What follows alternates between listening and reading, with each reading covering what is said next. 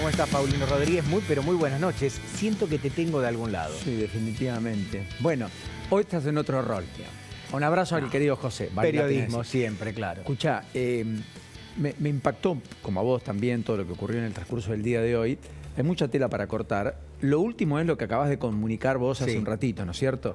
Que el informe estará en 7 días. El primer informe, es un comunicado oficial de la Junta de Seguridad del Transporte. Va a haber un informe con respecto a lo que pasó hoy, el choque de trenes. El primer informe en 7 días, es decir, a más tardar el viernes próximo. Después otro más completo en 30 días. Hay ya información que está fluyendo, independientemente de la causa. Hasta Lourdes Marchés en un ratito nos va a contar detalles de la instrucción del fiscal Rívolo y la causa que tiene Julián Ercolini, ¿no es cierto? Bienvenida, Lourdes. Muy buenas noches. Están con turno de policía. Están con turno de policía. Están recabando información. Se hicieron test de alcoholemia, ¿no? A 8 particularmente. Hay que ver los resultados, que supongo que van a estar o ya están. Exactamente. No sé si es justamente son para ver las responsabilidades, si hubo un error humano o si hubo un error Por mecánico. los audios que estamos viendo, aparentemente hubo un error humano, pero todo vinculado al hecho de que hubo robos en la señalética y otras cosas, ¿no? Robo de cables, aparentemente. Exactamente, robo de cables de señalamiento que tienen un alto valor, que en Rosario es bastante habitual, lo hemos contado aquí, ¿te acordás, Pablito? Sí, claro. Varias veces, en varios lugares, bueno, en la Ciudad de Buenos Aires también. A mí hay alguna información adicional respecto a todo esto, que es el trasfondo. Acá Martín Menem dijo, no se cambia un rulemán hace 10 años, ¿no? Hace un rato, acá en la noche, Martín Menem. ¿Tenemos la definición de Martín Menem? Si la tenemos, la compartimos porque, claro, empieza a ir un cruce con el gobierno anterior. El gobierno anterior dice, no, espera. De hecho, recuerdan el convenio que había firmado Massa en China, efectivamente con financiamiento del Exim Bank, por algo así como 400 millones de dólares, para todo lo que es la electrificación del ramal San Martín, que el gobierno dejó caer, digamos, que dijo que no iba a avanzar, porque si vos lo tenés electrificado, estas cosas no pasan, digamos. Y después que con el tema del ajuste fiscal, solo se aplicó un 8,5% del presupuesto que eso con respecto a este gobierno. Exactamente. Acá un tema con respecto a lo que dice Martín Menem, porque esto hay que dividirlo por lo menos en dos grandes niveles. El hecho, lo que ocurrió hoy por la mañana, hay que ver qué pasó efectivamente y ver quiénes son los responsables y tratar de que nunca más ocurra. Y por otro lado, la olla, Paulino, que destapó todo esto. Porque ahora desde Casa Rosada dicen que el problema es que la gestión es pública, que debería ser una gestión privada, obviamente, que es lo que piensa constitutivamente, ideológicamente, y está de acuerdo con eso, todo el gobierno y sobre todo el presidente Javier Milei. Ahora, al momento de cambiar arandelas, rulemanes o lo que fuese, este gobierno no tiene un gran argumento, porque el ajuste que Milei entiende que es correcto, que es una patriada, así lo ve, también se nota en estas cosas. Naturalmente hay que ajustar para que no haya inflación, pero hay que tener cuidado con esto. Bueno, de hecho, mira, acá hay información oficial. Efectivamente, hay deuda por 73 millones de dólares para con los repuestos, que están no saldadas, que no están pagadas, con lo cual faltan repuestos. Creo que el Pollo Sobrero fue el que dijo que estaban arreglando trenes en los talleres de Castellari de Once y Retiros hace 3 meses, que estaban así, pero que eso caducó. Ya hay cartas que pedían o advertían desde SOFSE inclusive sobre los errores que podía conllevar no hacer algunas reparaciones y la negativa del Ministerio de Economía a ejecutar el presupuesto. Eso estaría ya en manos y en poder del juez. Sería parte de la investigación, lo cual demostraría una concatenación de responsabilidades que por lo pronto no estamos en condiciones de ningún modo de confirmar, pero son trascendidos de fuentes importantes de una investigación que está en secreto de sumario ya, o todavía no se le dictó. No hay secreto de sumario. No hay secreto de sumario. Tengo entendido, al menos por ahora. Bueno, así que veremos, pero yo creo que va a haber tela para cortar. Pablo, por suerte no fue una tragedia, pudo haber pasado a mayores, 100 heridos, todo queda no en una anécdota, pero se le parece bastante. No, y todo nos recuerda a un accidente en el mismo lugar prácticamente, un poco más adelante, más sobre Palermo, tenés razón. que ocurrió hace 2 años, en el año 2021, en noviembre del año 2021. Y donde Fue a la noche, hubo un tren que sufrió un desperfecto técnico y a raíz de ese desperfecto mandan una locomotora para auxiliarlo y ese auxilio que llega lo termina chocando. Acá choca una contra otra que no llevaba pasajeros, pero y ya ahí se pasajeros. hablaba de problemas en la señalética. Sí, en realidad toda la infraestructura argentina, te diría Lourdes y Paulino también, que está subinvertida. Esto es un capítulo más y la verdad es que hoy el que se sube al tren no sabe cómo va a llegar. Es horrible lo que estoy diciendo, pero los hechos así lo acreditan. Repito, atención con esto porque en la historia argentina reciente los trenes estuvieron bajo gestión estatal, anduvieron mal. Estuvieron bajo gestión privada, recordemos que la tragedia de Once ocurrió bajo gestión privada, una gestión absolutamente corrupta, la familia Sirigliano, Julio De Vida, bueno, sí. Ricardo Jaime, un montón de cosas, en todo ese trayecto. Y después volvieron a estar en manos del Estado y siguen andando mal. Y un Schiavi que dijo en su momento que si hubiese sido feriado no hubiese pasado lo que pasó. Porque naturalmente ¿Te hubiera habido recuerdan? menos gente, digamos.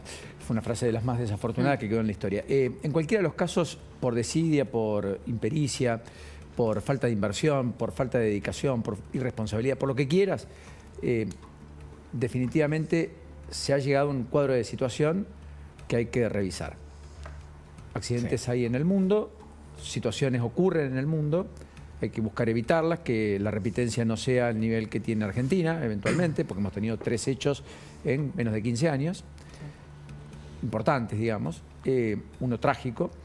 Y lo cierto es que eventualmente el sistema en sí está dando mucho menos de lo que podría dar. El sistema ferroviario argentino es de avanzada, unifica puntos estratégicos del país, podría ser un denominador común para el traslado de buena parte de la mercadería puertas adentro en la Argentina, en la vasta geografía argentina, y sin embargo siempre estamos dando vuelta en lo mismo, en la reconversión, en la reconstrucción, siempre hablamos de lo mismo, le ponemos mucha épica, pero las cosas no suceden, salvo excepciones. La electrificación de los ramales Roca, por caso, que vivencié en los 90 cuando estudiaba en la facultad, que fue un salto cualitativo para esa Constitución, lo que ocurrió con La Plata, lo que ha sucedido en algunos otros lugares, son algunas excepciones las que confirman la regla, pero la verdad es que el sistema ferroviario en la Argentina no ha estado en la prioridad de ningún gobierno.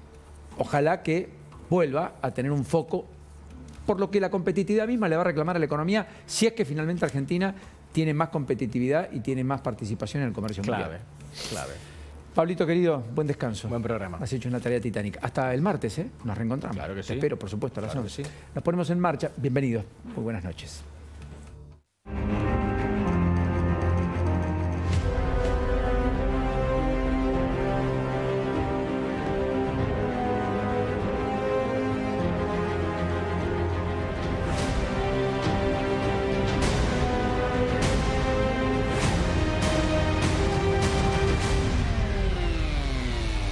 Estamos investigando las causas del accidente, hay múltiples hipótesis. Hay también denuncias de robos de cables y estamos investigando justamente esa situación. Algún tema para investigar en cuanto a los avisos, a las señales que se han dado tanto desde las formaciones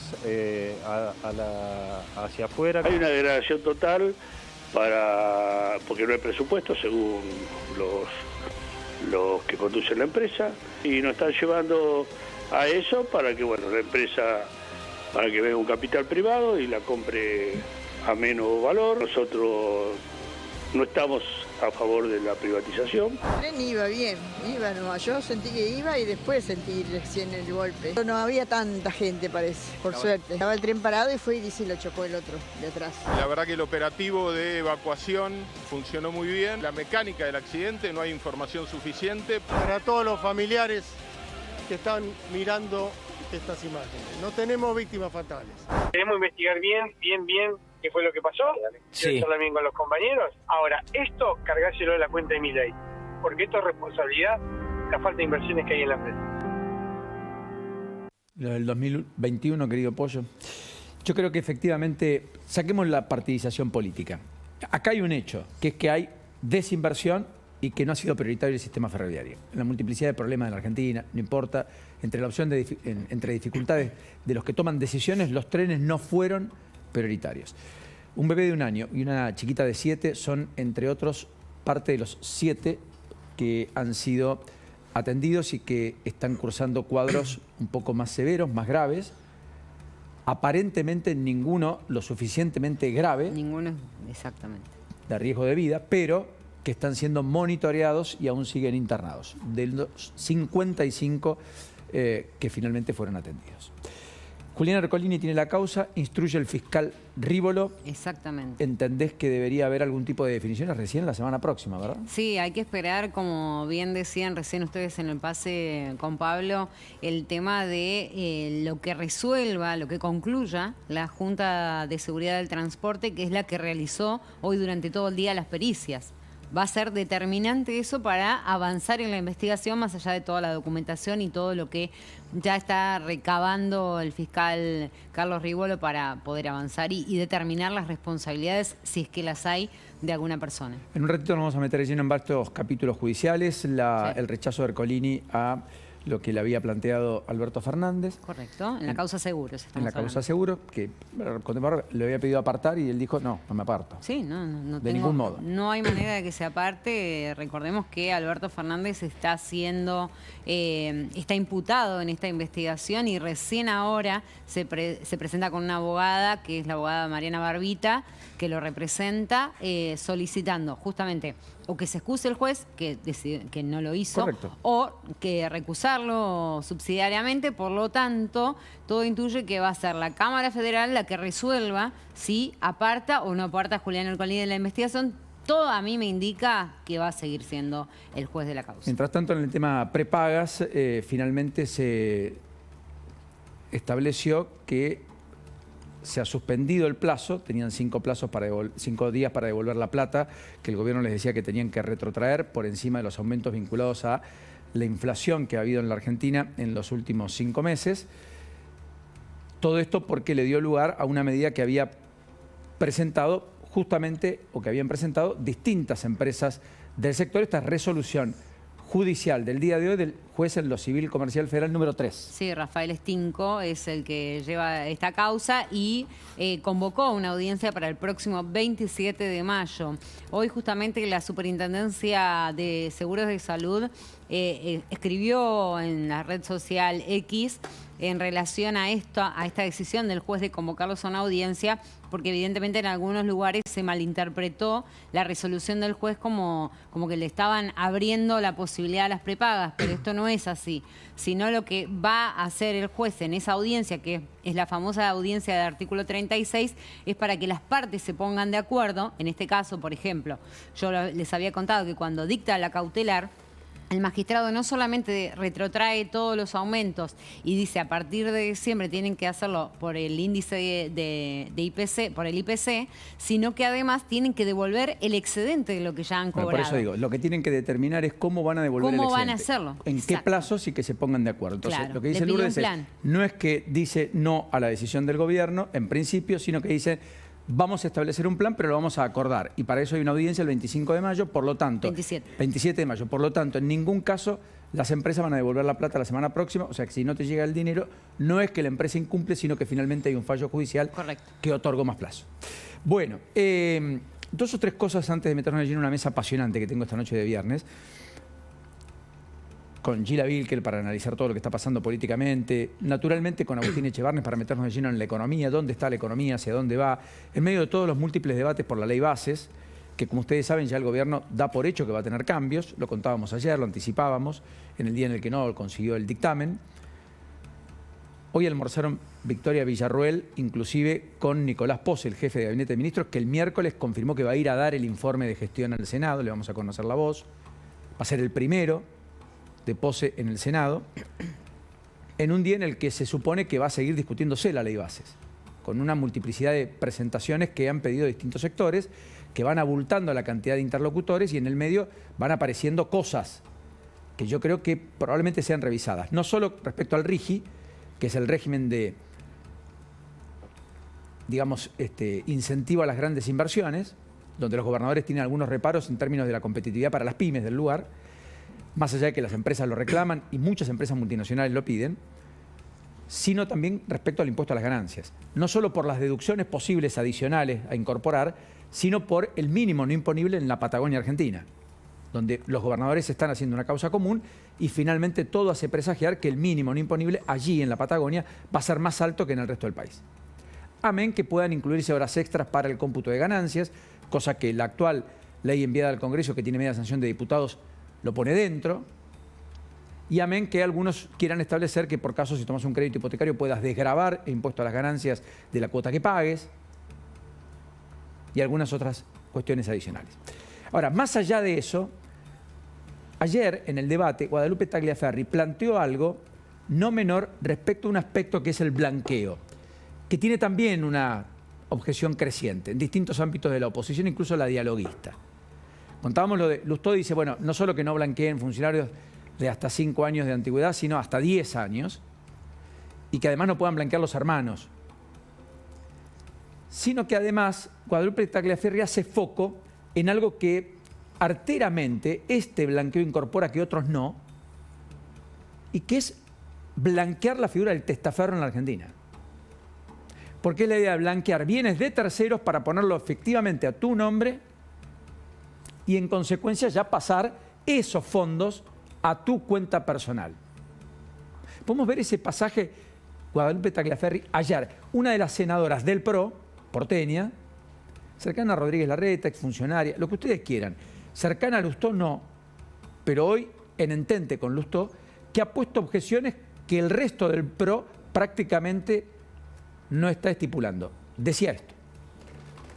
Y la que a mí más me preocupa, que con mucha cautela el funcionario, yo no escuché que lo nombró, es en el capítulo 6, en el artículo 35, que permítanme leer exactamente para después leer lo que dice, pero yo después dar la interpretación. El artículo 35 dice la regularización de bienes inmuebles a nombre de terceros. La norma del presente artículo solo aplica a la regularización de bienes inmuebles en el país de totalidad de terceros y solo en el caso de que contribuyentes que regularicen y más. Esto se llama testaferros. Esto en mi país y en todo lo se llama testaferros. No termino de entender cuál es el objetivo, cuál es la garantía de trazabilidad, cuál es el país que queremos construir y que quieren construir ustedes, donde están permitiendo que testaferros blanqueen. Esto para mí tiene, este es el sueño de Daniel Muñoz, de Marcelo Ramos, de Lázaro Báez. O sea, a mí, sinceramente, no entiendo. Quiero entender qué están buscando. Si ustedes reconocen que esta figura es blanqueo de testaferros. Si ustedes así lo entienden y así lo ponen en el artículo 35. Pareció fuerte. Sí. Agustín, placer, ¿cómo estás? Muy bien, ¿Qué gracias decís? por la invitación. Gracias, Gila. Placer, verdaderamente. Hoy tenemos dos jóvenes que no solo son el futuro, son el presente de la Argentina, pero que además, ¿saben qué? Son de esas carreras que acá tratamos de darle manija, de, qué sé yo, concientizar. Que nos gusta contar, ¿sí? De carreras que son innovadoras para la Universidad de Buenos Aires, pero no para universidades del interior del país, que hace años que trabajan sobre ellos, de ingeniería en petróleo, a eso hablo. Porque todos hablamos del fenómeno de vaca muerta, hablamos de las operaciones offshore, qué sé yo. Bueno, hoy vamos a tener jóvenes brillantes que van a rendir para ser los mejores en el mundo, digamos, que ya ganaron en la Argentina todas las etapas en términos de capacitación y que van a someterse a estudios adicionales en Brasil representando a la Argentina. Y que estudian en el ITBA, Instituto Tecnológico de Buenos Aires. Uno de los más prestigiosos, por otra parte. Por supuesto. Simplemente la presentación de ambos, que son muy jóvenes, Tiziano Dos Santos y Francisco Mateos, de ellos hablamos. Tiziano, ¿en qué año estás? Estoy promediando tercer año. ¿Y vos? Yo estoy terminando la carrera en el último año. Sí. ¿Cuándo viajan? La semana que viene viajamos a Brasil a representar al ITBA y a la Argentina en esta competencia que se llama Petro Bowl, de conocimientos técnicos y no técnicos sobre la industria del petróleo, principalmente para alumnos de las universidades de todo el mundo. La instancia regional a la que nos sometemos ahora es después de haber ganado la instancia nacional con las universidades de Argentina, y en caso de quedar entre los 5 primeros en la región que es Latinoamérica y Caribe, pasaríamos a competir en el Mundial, que se hace en Estados Unidos. Tienen que presentar un proyecto. La competencia consiste en, la dinámica son preguntas y respuestas cortas, como digo, sobre la industria del petróleo. Puede ser técnicas o no técnicas. Por ejemplo, puede ser un proceso químico, una parte de algún equipo, o puede ser quién es el CEO de determinada empresa o el año de algún hecho histórico. O sea, es muy variado. ¿Sabes? Claro. Sí, la particularidad de que también es en inglés esto, nada de español, entonces también quizá uno en la universidad está acostumbrado a desarrollar los conceptos todos en español y hay que hacer el trabajo también ahora de, bueno, lo traducimos o de empezar a pensar de alguna manera ya en inglés todo. O sea que si no hablas inglés no podés competir. Sí, no, pues también tenemos en nuestro equipo un compañero que se llama Anselmo Ferrero, dentro de los 5 integrantes, que bueno, también los nombres que están ahí atrás son Anselmo, un abrazo. Massimo Patitucci y Tiffany Leiva, que quizás el inglés no era su fuerte, pero también esta competencia te ayuda a mejorarlo y también ir comprando justamente estos conocimientos en el habla inglés, justamente. Tiziano, es apasionante. Mencionaste Melanie, ¿no? Tiffany. Tiffany, perdón. Tiffany. ¿Son muchas las mujeres o no tantas? Yo te diría que quizá es un concepto que hoy quizá pensamos que en ingeniería son más que nada hombres, pero si vos hoy vas, por ejemplo, a LIDBA, te puedo decir tranquilamente que puede ser 50-50, y quizá en petróleo no somos tantas personas, porque es una carrera donde no hay muchas personas justamente, claro. Pero también te puedo decir que la proporción podría ser tranquilamente 60-40 entre hombres y mujeres. Así que... Muy bien. ¿Y crees que le falta difusión? ¿Crees que hay una especie de tara? ¿Crees que por qué no es una de las carreras, pese a la altísima demanda, los grandes salarios? Te voy a contar, si querés, mi experiencia personal también, porque quizá en un principio no hay tanta difusión, o yo no sabía en un principio que existía esta carrera de ingeniería en petróleo, y tuve la suerte de que mi hermano empezó a estudiar en el ITBA, y yo sabiendo que quería estudiar ingeniería, empecé a ver, bueno, a ver qué posibilidades tengo, y te voy a ser 100% sincero, yo realmente... no sabía nada de petróleo, pero me interesó tanto bien el programa que tenían que dije, bueno, voy a probar sabiendo que también podría resultar de otra manera. Y viste que en este país también se puede resultar esa carrera. Claro, también. Pero una vez que vas avanzando, como que te va atrapando la misma carrera. Y también, bueno, algo que pasa hoy en día también es que Argentina no suple la demanda de ingenieros en petróleo y tienen que, por ejemplo, tomar geofísicos o geólogos o ingenieros químicos y de alguna manera, bueno, brindarles el conocimiento mínimo que requieren de petróleo para poder desarrollar lo que haríamos nosotros. Que, por ejemplo, para un geólogo o geofísico no tienen también el perfil de ingeniero, que es realmente lo que se requiere. ¿Cuál es la diferencia entre qué expertise especial le pueden dar ustedes respecto al resto que están contratando muchos, por caso en Vaca Muerta, sin ir más lejos? En el término de ingeniería y un geólogo, generalmente el ingeniero aporta un nexo entre las distintas áreas o las distintas disciplinas.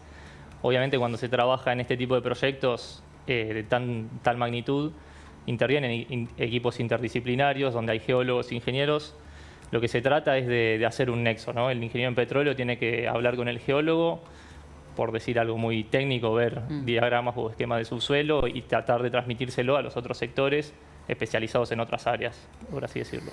Impresionante. Agustín, acá tenemos una de las locomotoras que se hablaba siempre, etcétera. Ahora, cada vez más real, cada vez más cerca.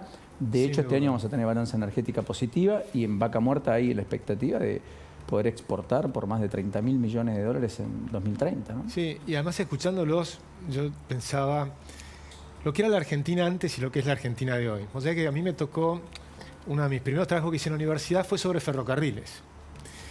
Y entonces vas a la biblioteca, y en esa época había unos ficheros, en la época ustedes eran totalmente distintos, sacabas un cajoncito y estaban todos los... Tiraste los años, Rihanna. Todos los papers, sí, bueno, pero todos los papers que tenés, viste, escritos sobre... Eran todos ingenieros. Hasta 1949. En 1949 se estatizaron. Nunca más se escribió sobre petróleo, salvo 3 libros, hasta que me tocó a mí en la década del 80. O sea, del 49 al 80 y pico, prácticamente había 3. Y de los 3, uno era de Juan Carlos de Pablo, que es un genio, pero de economía. Claro. O sea que ahora hablamos de los problemas de la Argentina, los hablan los economistas, los financistas, los abogados, porque hay los médicos, son todos problemas. Antes eran los ingenieros los que hablaban de los problemas.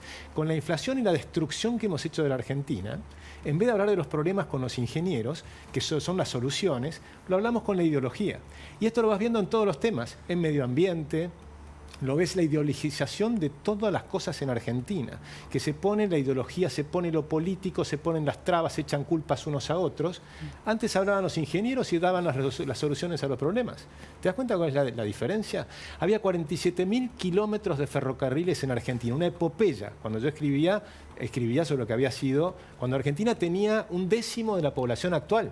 Teníamos 47.000 kilómetros de ferrocarriles, que eran 1/10 de todos los ferrocarriles de la Tierra en Argentina. Y eran ferrocarriles de última generación, privados, ingleses y también de argentinos, pero había ingleses. Ibas, por ejemplo, hace 70, 80 años atrás, ibas más rápido a Córdoba en ferrocarril que hoy. Cuando en el mundo hoy... O a Mendoza, igual de tiempo que hoy. Exactamente. Y hoy, en cambio, en el mundo vas a 300 o 400 kilómetros por hora en algunos casos. Es decir, que hemos destruido la Argentina. Y por eso el pobre presidente que le toca hoy día gobernar Argentina y el equipo que está hoy, hay que entender que tomó un país destruido por todos lados. Es dificilísimo gobernar Argentina. Es un país que está totalmente destruido y corrupto. Eso es cierto, Agustín, pero no es menos cierto que no puede tampoco con cierta impericia decide el gobierno decir con déficit fiscal yo no voy a convivir y como dé lugar, y si no hago un mantenimiento, después este es el correlato. No digo que haya ocurrido acá. Lo que estoy diciendo es, cuidemos también que lo que indispensablemente hay que hacer se haga. Porque acá hay bajo nivel de ejecución presupuestaria, hay pedido de demanda de fondos. Estoy de acuerdo. Hay que tener prioridades. En las prioridades ya esquilmamos a los jubilados. Digo, en las prioridades no podemos no tener señalización. A ver, yo creo que lo que hay que justamente empezar a hablar es con la restricción presupuestaria. Lo que él dice es, yo no imprimo más billetes. Y eso es prioritario. ¿Por qué? Porque la inflación afecta a los más pobres. Entonces eso lo sacamos de la mesa. Una vez que sacamos de la mesa la inflación... A los más pobres también los afecta no poder viajar, que los trenes choquen. O sea, acá hay un tema de sábana corta que hay que reconocer. Pero digo, no es solo... Digo, hay cosas que no se tienen que descuidar.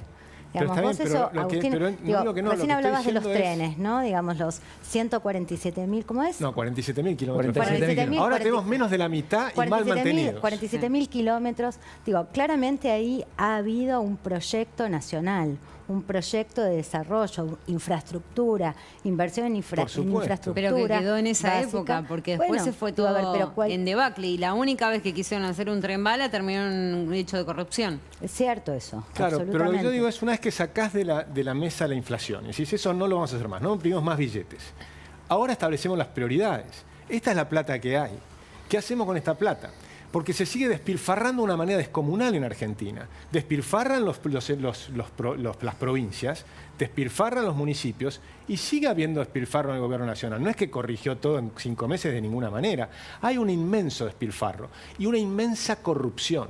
Porque han corrompido todo. Desde ¿El mantenimiento de las infraestructuras de Roche es despilfarro? ¿Cómo, perdón? El mantenimiento en infraestructura, la inversión en obra pública, el mantenimiento de las vías, de la señalización, ¿para vos es despilfarro? Pero por supuesto que no. ¿O es una responsabilidad del Estado? ¿Qué es el despilfarro? El despilfarro es, por ejemplo, cuando vos tenías 77.000 pensiones por invalidez y hoy tenés 1.200.000 porque corrompieron a 1 millón de personas dándoles certificados falsos por invalidez. Cosas distintas. Eso no son cosas distintas, es el presupuesto. Porque esa plata que se corrompieron ahí podría haber ido a los ferrocarriles. Entonces la corrupción que hay en todo el presupuesto del Estado, federal, nacional, provincial y municipal, debería ir a estas cosas. Han robado por todos lados durante décadas. Han robado de una manera descomunal por todos lados durante décadas. Lugar que tocás sale pus. ¿Y sabés quién decía esto? Lo decía Pugliese en la época de Alfonsín. Ya venía mal en la época de Alfonsín. Le tocó la hiperinflación. El pobre Pugliese llegó al Ministerio de Economía y le contó a mi suegro, que ya murió, pero le contó esto: lugar que toco sale pus. Y eso pasa en todo el Estado nacional, provincial y municipal desde hace décadas. Mira, a ver, está bien, pero son cosas distintas. No son cosas distintas. Por eso pasa esto. Mira, hay una novela fascinante de Ayn Rand. Hay una cosa que es básica, que es, digamos, sos gobierno, tenés que ocuparte de algunas cosas. Es cierto que esto no es nuevo. Esto viene de hace mucho tiempo, por supuesto. Digamos, o sea... Y ni siquiera tenemos la prueba fehaciente de que haya sido por falta de inversión lo que ocurrió. Además, hay falta de inversión. Pero por supuesto que hay falta de inversión y está mal. Pero déjame cerrar la idea. De hecho, hay una... Digo, a ver, hoy por hoy no sabemos por qué fue, lo que hay es un cúmulo de especulaciones, de conjeturas, de hipótesis. Lo que estamos viendo en este caso es que todos tratan de utilizar el incidente para Su propio rédito. Para sacar rédito, imponer ideas, discutir ideas. Entonces hay algo acá que eso es el marco de discusión del tema. Ahora, un proyecto de infraestructura nacional es algo que ningún gobierno puede poner en discusión. Tiene que cargárselo al hombro. Y la inversión en obra pública respecto de la infraestructura hoy a vida es algo a lo que, digo, no se puede retirar la obra pública plenamente. Porque si no, también se afecta a los que menos tienen, a los que necesitan el transporte público, a los que necesitan viajar, trasladarse, ir a trabajar. Es decir, el argentino que quiere laburar. Pero por supuesto, No, y eso digamos. se hizo con el sector privado la vez pasada y salió muy bien. No, Ahora, también, perdóname, pero el hay sector privado también interesantísimo. estuvo Yo les recomiendo a los que están la escuchando. tragedia de Once, Pero por supuesto, esto viene una serie O de sea, accidentes. Yo creo que no es privado público, Pero- eso es ideologizar pero el tema, fíjate- Agustín. pero fíjate lo siguiente. Vos tenés autopistas en el mundo estatales que son maravillosas. Es verdad, es verdad. Tenés sistemas ferroviarios estatales maravillosos, aerolíneas estatales Sí. maravillosas, canales de televisión, Bueno, la las BBC. estatales ahí generalmente son mucho más ineficientes que las Medios otras y ya públicos casi no hay. maravillosos Las aerolíneas, por ejemplo, se fueron privatizando casi todas. Bueno. Salvo en algún país árabe, todas las demás se privatizaron todas. En Estados Unidos quebraron, o sea, y ahora son privadas, en todos lados. En España, Bueno, en Portugal la Italia, tiene, está discutiendo la ¿quién, privatización. perdón? Portugal la tiene, la aerolínea de bandera. Son muy poquitos los que tienen, sí. muy poquitos. Casi todos se han privatizado porque funcionaban muy mal. Bueno, pero saquemos aerolínea. El tema de infraestructura.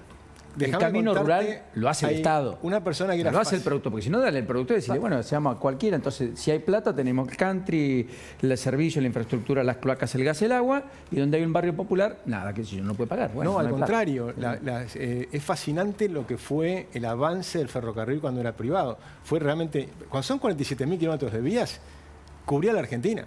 Ahora que son estatales, cubren 20.000 o 20 y pico mil.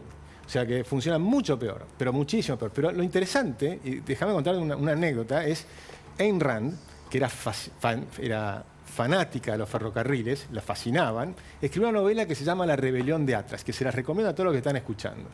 Y demostró lo que pasaba en un país cuando empezabas a utilizar un concepto que era que la necesidad crea derechos. Ella era filósofa. Y cuando hizo la novela, empezó a demostrar lo que no hablemos de pasaba. ideología, hablemos de cosas concretas. Mirá lo que pasa en Argentina. En Argentina pasa yo estoy que diciendo se yo roban estoy hablando los de cosas cables, por concretas. ejemplo. ¿Sabés lo que es que se roben los cables? Por supuesto Es que una sí. primarización de la economía prácticamente.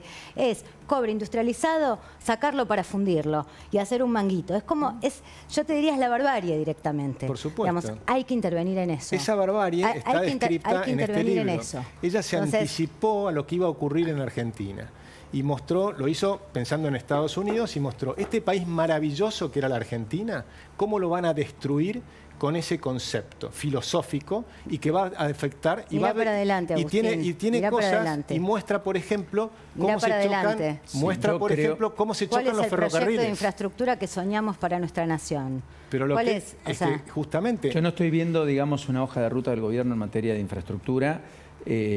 No la estoy viendo, de verdad. Estoy viendo privatizar, sí, está bien, ok, sacarse el problema. Juntar dólares, hacer caja. Pero no es sacarse el problema, privatizar. Sí, es porque vos solucionar podés- el problema. ¿Por qué? No necesariamente. Cuando la aerolínea estuvo privada en Grupo La aerolínea Marzano, fue ¿qué pasó? un desastre. Cuando los ferrocarriles los pero volvieron a estatizar, ¿por qué fue? Cuando hicimos la Panamericana, la hicimos gracias a que lo hicimos con el sector privado. Bueno, ¿sí? pero La- hay casos la ampliación exitosos y casos fenomenal que de no, la- por eso digo. Pero por eso digo. Vos pero no podés es que- tomar el pero toro no es que por la se la asta. saca, no es- YPF, cuando la privatizaron, ¿qué pasó? funcionó espectacular. Y ahora que está YPF estatal, es un desastre. ahora decís que es Pero un desastre lo que hicieron con esta en gestión. la época de los 90, cuando recibió Menem Yo el no estoy de país- acuerdo, yo creo que ahí le pones Pero, una Marta, carga pero ideológica. pongamos los Vos datos. crees que tiene No, que ser no, no, privado. pongamos los Te datos. respeto, digamos, Pero por pongamos supuesto. los datos. Cuando tomó Menem el gobierno, Argentina era importadora, y los ingenieros me lo pueden decir, de gas y petróleo.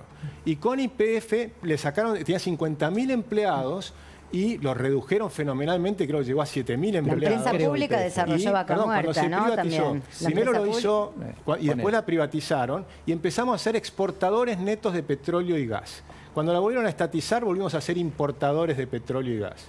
Entonces, es evidente que funcionó mucho mejor privada. Y además, ni que hablemos, Pero que pagamos 21.000 General millones de Mosconi, dólares por algo que vale General Mosconi, 5.000. YPF, ¿cuándo se crea que era?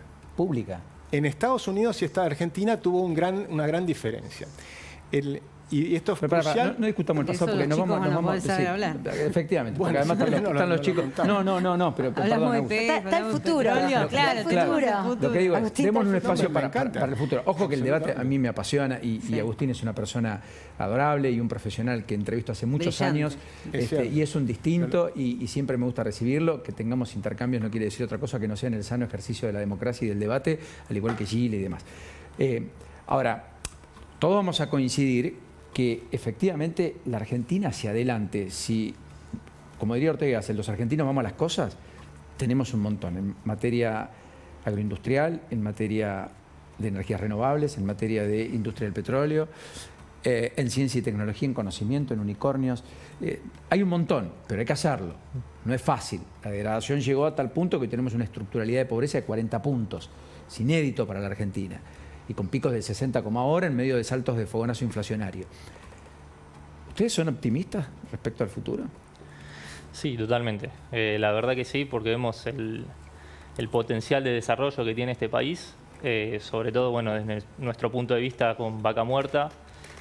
También somos conscientes del contexto en el que estamos, en el que se requieren inversiones todo el tiempo y se requiere a la vez una estabilidad jurídica que hoy en día no está.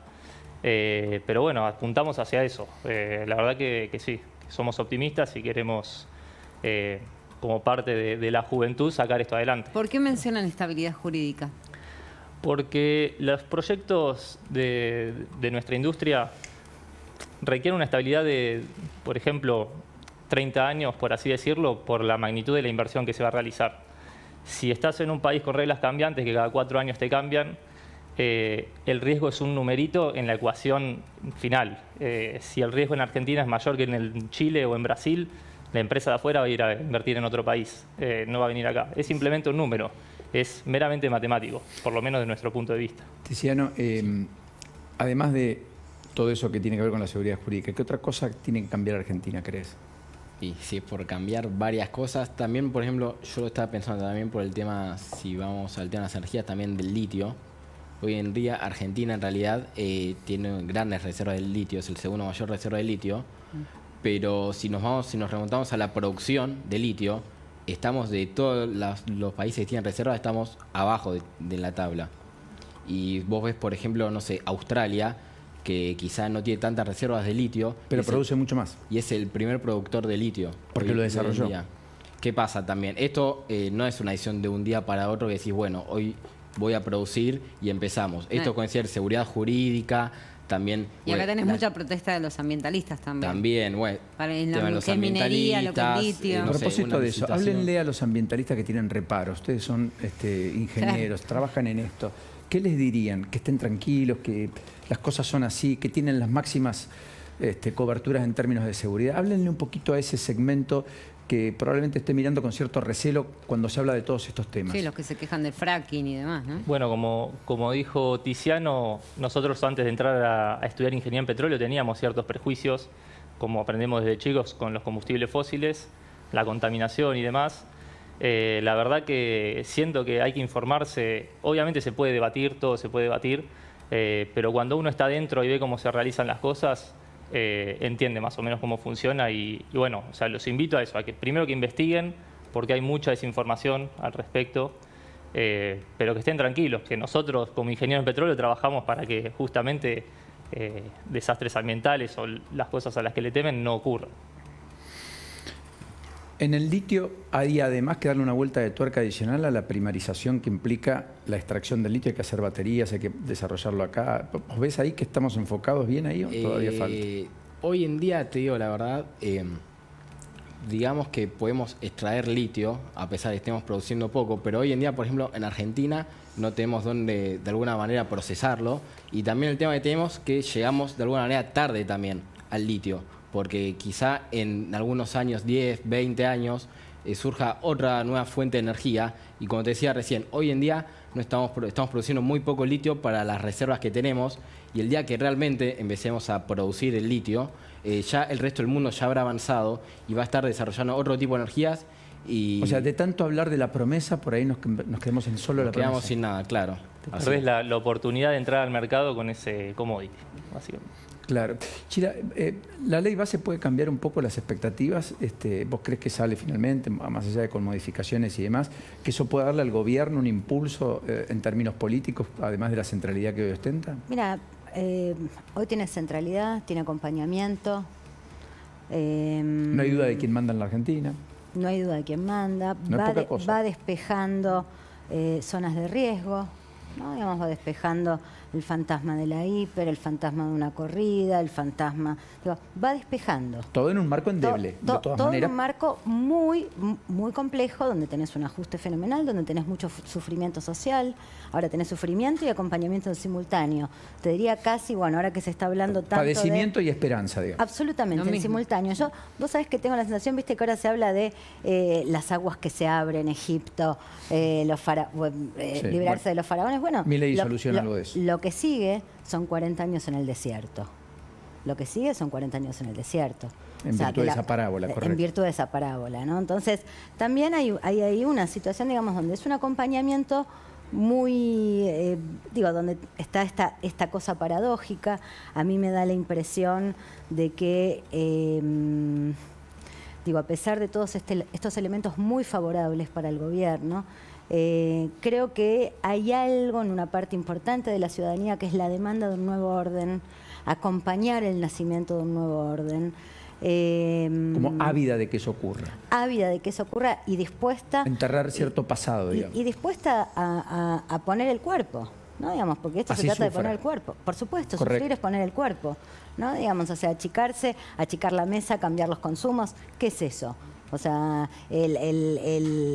Ahora, todo eso requiere de mucha ejemplaridad y austeridad de aquel que toma decisiones, porque vos acompañás mejor. Si no hay austeridad o en algún momento se termina la ejemplaridad, se empieza a entrar en una crisis terminal. Estamos de acuerdo. Hoy creo que... Y así la relevancia, ¿no? Yo creo que hay cuando uno hace foco, pone la vista sobre ese electorado, sobre ese segmento de la sociedad que aún acompaña a Milei, lo que uno ve es que no es homogéneo. Empiezan a aparecer discusiones al interior de ese grupo, digamos, donde se discute entre el extremismo y el realismo, ¿no? Digamos, estas son como las discusiones que empiezan a aparecer en ese mismo segmento que quiere acompañar y que está dispuesto a, en primera persona, bancarse las consecuencias para que nazca algo nuevo. Empieza a aparecer esta idea de, esas tensiones de si Milei es raro o es como nosotros, ¿no? Digamos, como la puesta en cuestión de la figura, ¿no? Una hiperdistancia o una hipercercanía, ¿no? Digamos, ¿qué pasa con esa figura? También entra en signo de interrogación el tema del autoritarismo, ¿no? Digamos, básicamente para un sector de la población, correcto. Porque hay ahí como una especie de crítica al autoritarismo, pero al mismo tiempo, de parte de otro segmento, un acompañamiento a la idea de, autoridad de decisión. Que tiene que golpear la mesa. Exactamente. ¿Quién ladra? ¿Quién manda? ¿Quién ladra? ¿Quién ronca? ¿No? Se decía en el barrio, ¿no? Y Agustín, vos en términos económicos imaginás eso que contaste acá, la idea de la V corta con una inflación confluyendo a menos de 5% en 1 o 2 meses? Bueno, nosotros medimos en la Fundación, con los datos de la primera semana de mayo, nos da una proyección para mayo que puede llegar a ser 4,5 en mayo.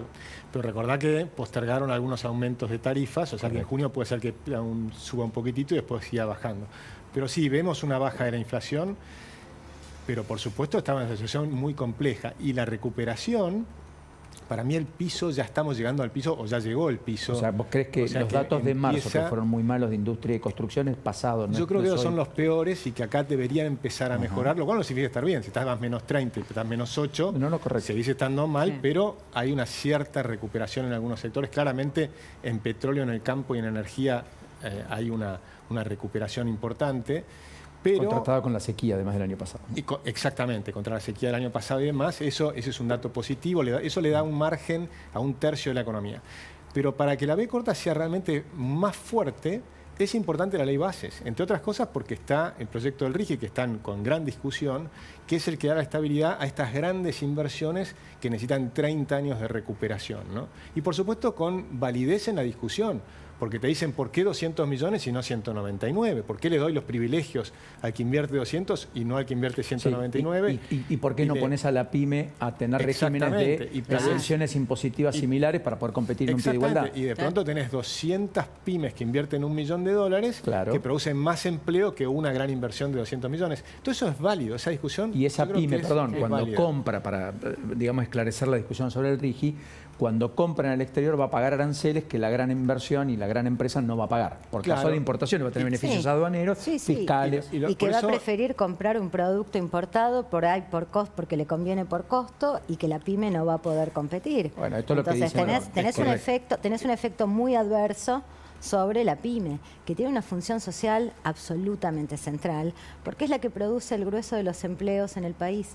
Para las pymes hay algo que es para mí muy importante, y a veces lo más importante, es la reforma laboral.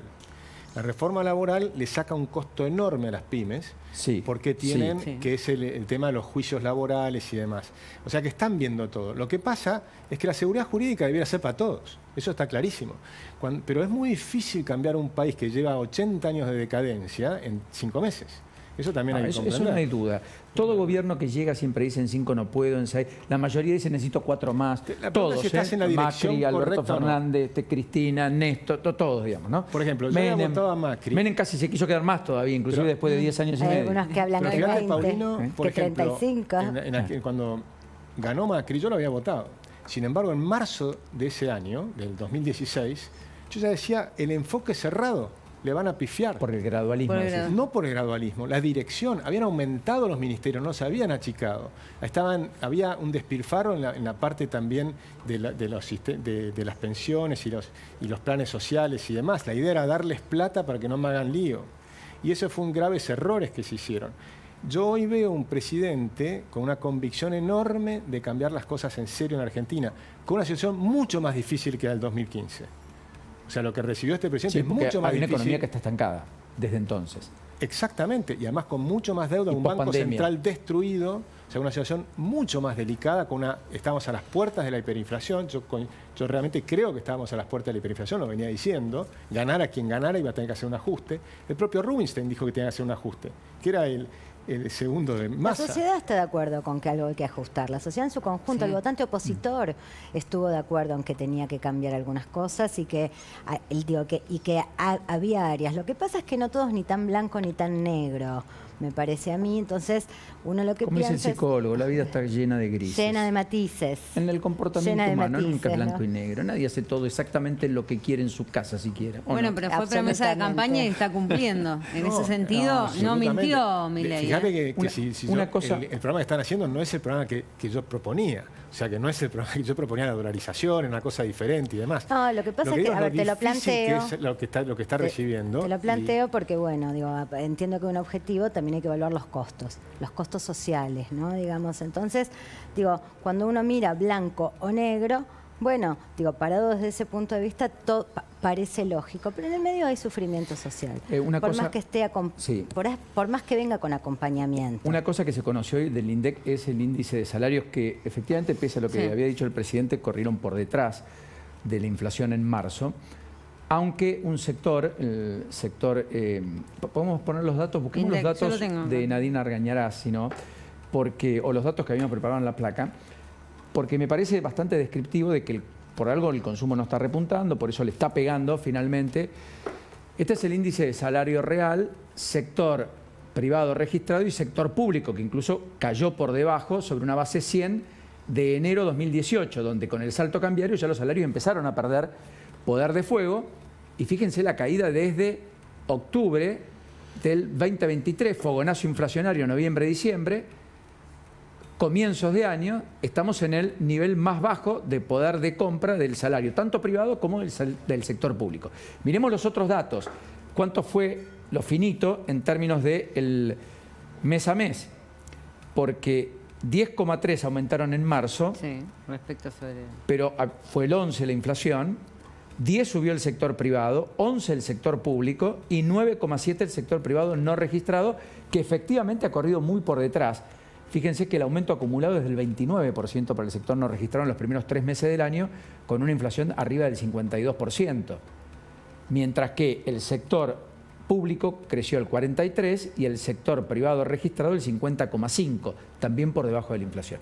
O sea, todos perdieron un poquito, algunos más, los informales, los no registrados, los cuentapropistas en muchos casos, y otros un poco menos. Pero en marzo esa tendencia no se quebró, se acercó, pero no se quebró. Veremos si abril y mayo finalmente logran ese quiebre, porque en buena medida, fruto del aumento de consumo, van a depender no solo del comercio minorista, sino un montón de actores. Los rubros como esparcimiento, restaurante, comercio, indumentaria, un montón de cosas que eventualmente en una economía como la Argentina el consumo le da aire. De hecho, pese a las nevadas, vi otra vez mucha gente cruzando a Chile, porque otra vez pasó a ser más competitivo en algunos sectores, electrónica y otros, Chile, respecto a la Argentina. Y ese es un tema en los lugares de frontera. No es que esté bien ni que esté mal, digo, es descriptivo y ocurre. No, seguro. En el gráfico veías que había un pequeñito rebote al final, ¿no? En los últimos 2 meses, que es un atisbo de lo que puede empezar a pasar, ¿no? Que yo creo que puede empezar a pasar. Claro, cayó fuerte y ahora está como abajo en la base, tirado. Y tuviste como y algunos sectores un poquito para arriba. Pero lo que estás viendo también es que en términos de dólares hay una recuperación, el salario en dólares. Entonces, ¿qué pasa? Que, por ejemplo, los extranjeros que están trabajando en Argentina... inflación en dólares al mismo tiempo, ¿no? Bueno, pero fíjate lo que está pasando, que entonces la gente te empieza a decir, la Argentina empieza a estar más cara en dólares. Correcto. Sí. Eso no es malo, ¿se entiende? Eso es que los salarios en dólares están subiendo. No es malo, seguro. Entonces, no es malo. Porque lo que es malo es que lo que sí es malo... Si viene acompañado de competitividad no es malo. Exacto. Y de productividad. Exacto. Entonces lo que tenemos que ver es que los salarios en dólares suban, es bueno, no es malo. Lo que pasa es que por eso la discusión de la devaluación es muy peligrosa, porque hasta ahora en vez de solucionar los problemas lo que hacíamos era devaluar. Y cuando vos devaluás bajás los salarios. Entonces, cuando vos no devaluás, como en la época de la convertibilidad, vos tenías que hacer las cuentas bien para que empiece a ganar fruto de no haberlas hecho, tuviste alto desempleo. Exactamente. Y ahora el problema es bueno, la una inmensidad de devaluación de impuestos. 118% la viste ahí en la caída abrupta. Por supuesto. Boom. Absolutamente. No, digamos, Tenías un cepo cambiario que fue un blanqueo, teniendo. ¿no? Vale la pena decir, porque el dólar 3.50 no existía para nadie. Y fíjate que seguimos con cepo cambiario. Sí. O sea que todavía tenemos que salir del cepo. Se hizo una buena parte de la tarea, pero falta todavía una parte porque se está recomponiendo el Banco Central, que es lo que quiere hacer. Para eliminar la inflación hay que eliminar el déficit y corregir el Banco Central. Y después del esfuerzo... ¿Me dejan cerrar con los chicos? Perdón. Sí, obviamente. Queda un minuto nada más y son los invitados de lujo que hemos tenido hasta... Gracias Agustín y gracias Gina. No, un placer. Por supuesto, gracias Lourdes, pero me quiero tomar un minuto nada más en el cierre, tanto con Francisco como con Tiziano. Primero recuerden, la semana que viene viajan a Brasil. Sí, el viernes estamos viajando ya para competir el domingo. El domingo compiten. Sí. El domingo se sabe si ustedes pasan a una nueva instancia. El mundial, claro. Y son 26 equipos y la idea, obviamente, nos preparamos, si es posible, para salir campeones, porque nunca un equipo argentino logró eso. Así que tenemos la ilusión si logramos eso, pero pasan los primeros 5 equipos al mundial que se realizaría en Nueva Orleans, en Estados Unidos. ¿Cuántos competidores? Está bien. ¿Cuántos competidores? Sí, 26. De Latinoamérica y Caribe. Y decime una cosa, ¿y cuál es el premio? ¿Y el premio en esta instancia o en general? El premio no, ya, obviamente ya para nosotros es... Por supuesto que es un premio enorme, pero quiero decir... para nosotros es un honor ya estar en esta instancia. Es estar en el foco de cualquier empresa que dice, che, también, estos son buenos de verdad. Sí, más que eso, también poner a Argentina en un lugar de reconocimiento, ¿no? Argentina no tiene un papel muy reconocido a nivel internacional en la industria del petróleo. Digamos, somos un punto en el mundo. Entonces, nosotros desde acá adentro nos vemos gigantes y decimos vaca muerta y nos ilusionamos. Y la realidad es que no hay nada que nos posicione en ese lugar a nivel mundial. Entonces esto es, bueno, empezar a mover un poco, agitar y decir, che, miren, hay un equipo de... Para la mirada ombliguista que tenemos siempre los argentinos, ¿puedes repetir eso nada más para el final, para que entendamos de qué estamos hablando? Que para los argentinos por ahí nos inflamos el pecho hablando de vaca muerta, y la realidad es que a nivel mundial no estamos posicionados ni siquiera en el top 10 de países productores. Falta muchísimo por hacer. Y esto es una manera de, bueno, darle un poco de nombre, ¿no?, a Argentina. Felicitaciones de antemano, en cualquiera de los casos. Gracias por venir esta noche. Gracias a vos, Paulino, por y en invitarme. ustedes, bueno, el premio al esfuerzo, al sacrificio, qué sé yo. El futuro de la Argentina, Paulino.